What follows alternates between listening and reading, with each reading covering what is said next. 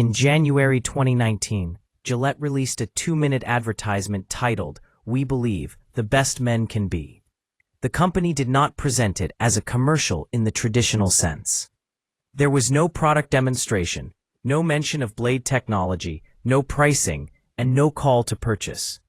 Instead, the ad focused on social behavior, portraying scenes of bullying, harassment, and aggression, followed by a message about accountability and change. Within hours, the ad spread across every major social platform. By the end of the first week, it had reached tens of millions of viewers. But unlike previous Gillette campaigns, the attention was not passive. It was confrontational. Comment sections became battlegrounds. Dislike ratios climbed rapidly. Calls for boycotts began trending.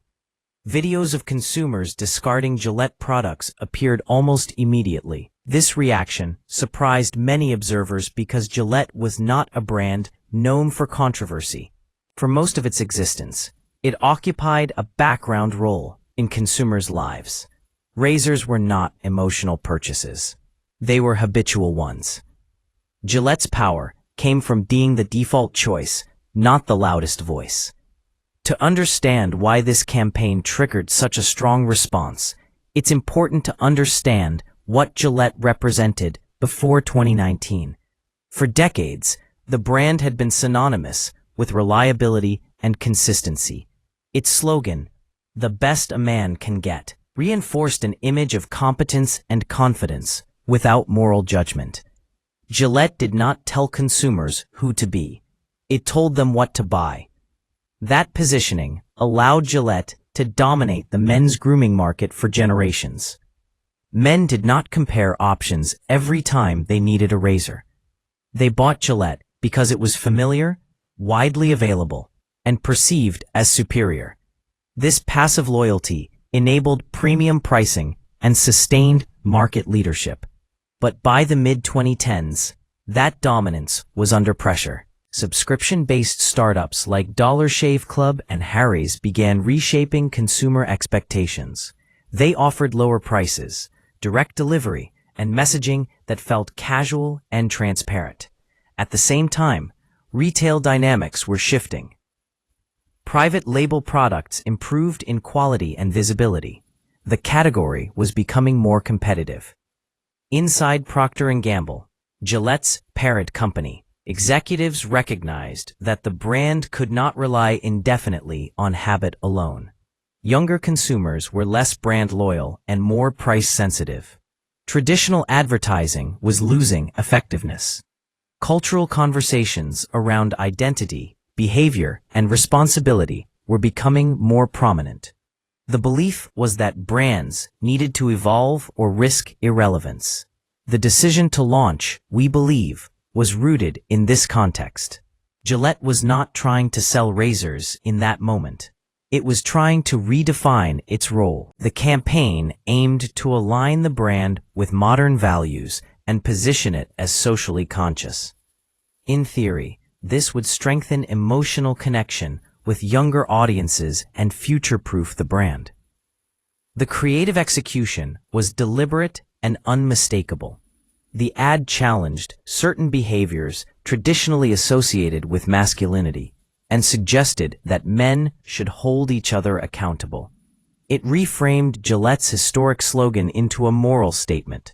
This was a fundamental shift in tone. Supporters praised the campaign as bold and necessary. Critics argued that it generalized and alienated its core audience. What mattered most was not which side was correct, but the scale of the division. Gillette had transformed itself from a neutral household brand into a subject of ideological debate. If you're new here, this is the wrong move. On this channel, we break down real cases where a single strategic decision reshaped an entire brand.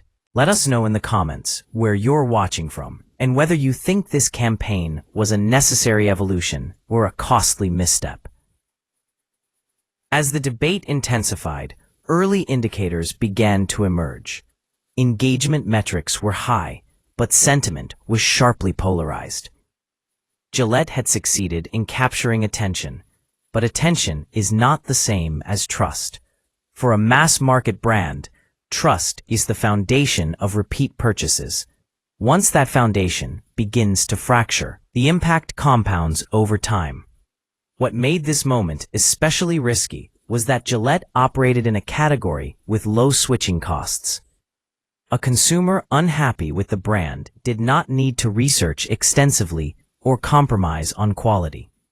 Alternatives were readily available and often cheaper. Dissatisfaction could translate into immediate action. Behind the scenes, the market continued moving. Competitors did not respond publicly to the campaign. They did not need to. Silence worked in their favor. While Gillette dominated headlines, other brands quietly gained customers who simply wanted a razor without a conversation attached. The full consequences of that shift would not be visible immediately. But within months, the financial implications began to surface. By mid-2019, the consequences of the campaign were no longer limited to online debate. They began appearing in financial disclosures. In July of that year, Procter & Gamble announced an $8 billion write-down tied primarily to the Gillette brand. Officially, the company cited a combination of factors: intensified competition, price sensitivity, and changing consumer habits. Unofficially, analysts understood that brand erosion was now part of the equation. A write-down of that size is not a reaction to a single quarter. It is a reassessment of future earning power. In practical terms, Procter & Gamble was acknowledging that Gillette would not generate the same level of profits it once was expected to. The brand's ability to command premium pricing had weakened, and that weakness was projected forward for years. This moment marked a shift in how Gillette was perceived internally and externally.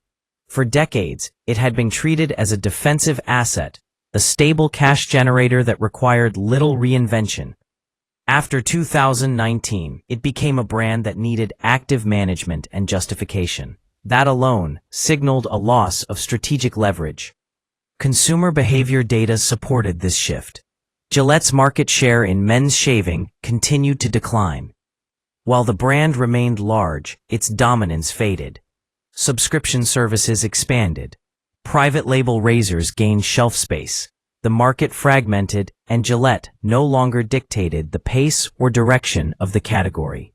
One reason the damage persisted was the loss of passive loyalty. Before the campaign, many consumers bought Gillette without evaluating alternatives. After the campaign, that default behavior ended. Even consumers who did not strongly oppose the message became more aware of choices. Awareness introduces comparison, and comparison favors cheaper or more convenient options in a functional category. Another factor was emotional fatigue. The campaign placed Gillette in the middle of an ongoing cultural conversation. Every subsequent advertisement was viewed through that lens. Even when the brand returned to product-focused messaging, consumers remembered the shift. Once a brand becomes associated with controversy, neutrality is difficult to restore. Competitors benefited from this dynamic without taking any public stance.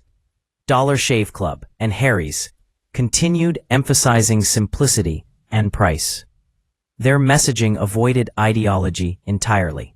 This positioning appealed to consumers who wanted to exit the conversation rather than participate in it. In a polarized environment, silence became a competitive advantage.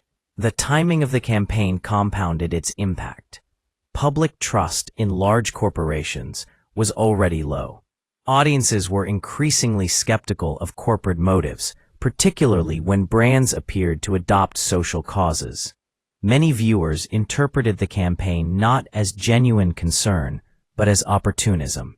That perception weakened its persuasive power. There was also a structural mismatch between the message and the product. A razor, is a utilitarian object. It is used privately, often without reflection. Consumers do not expect it to carry moral weight. By attaching values to the product, Gillette changed the purchase experience. For some, that change felt unnecessary or intrusive. Internally, Procter & Gamble defended the campaign as a long-term investment in relevance. Executives argued that younger consumers expected brands to reflect their values, but expectations differ by category. What works for apparel or media does not always translate to personal care. Gillette's historical advantage was universality, not identity alignment. As backlash continued, the company adjusted course. Advertising budgets were reduced, product lines were streamlined, innovation slowed. The brand shifted into a defensive posture, focused on retention rather than expansion. This was not collapse, but it was contraction. Gillette was managing decline rather than leading growth. The $8 billion write-down took on symbolic meaning in the marketing world. It became a reference point in case studies and boardrooms. Not because of the ad itself, but because it demonstrated how quickly brand equity can be reassessed. Loyalty, when assumed, can disappear faster than it is built. Perhaps the most important outcome was the change in Gillette's strategic role within Procter & Gamble's portfolio. Once a flagship, it now shared attention with faster-growing brands. Resources were allocated more cautiously. Expectations were recalibrated. This shift raises a critical question. If the campaign accelerated an already existing decline, did it ultimately help the brand adapt sooner? Or did it unnecessarily damage what remained of its advantage? That question leads directly to the broader lesson behind this case. What makes the Gillette case enduring is not the controversy itself, but how clearly it illustrates a broader pattern. Legacy brands often confuse visibility with strength. In highly competitive markets, being talked about can feel like relevance. But relevance does not automatically translate into resilience.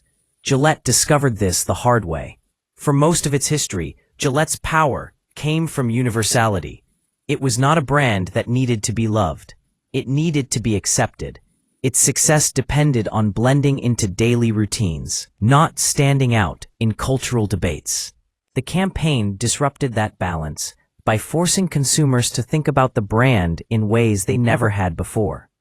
Once that happened, the relationship changed. A product that had been chosen automatically became one that required evaluation. And when consumers evaluate a razor, they often conclude that cheaper or more convenient alternatives are sufficient.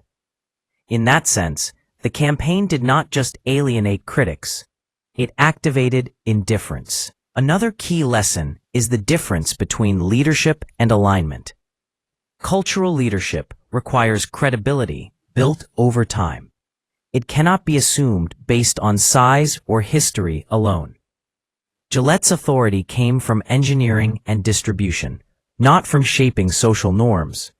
When it attempted to occupy that role, audiences questioned its legitimacy. This distinction matters because many brands face similar pressure.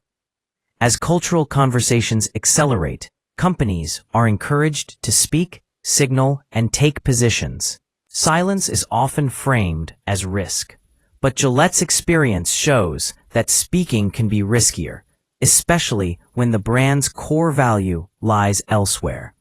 The campaign also revealed how fragile premium positioning can be. Gillette charged higher prices not because its products were dramatically better, but because consumers trusted the brand. Once that trust was complicated by ideology, the premium lost its justification. Price sensitivity increased. Switching became easier. In the years following the campaign, Gillette continued operating, but with diminished influence. It remained a major player, yet no longer defined the category. Growth occurred elsewhere. The market moved on. That shift represents the true cost of the decision. Not a single quarter's loss, but a permanent change in relevance. From a strategic perspective, the mistake was not addressing masculinity or social behavior.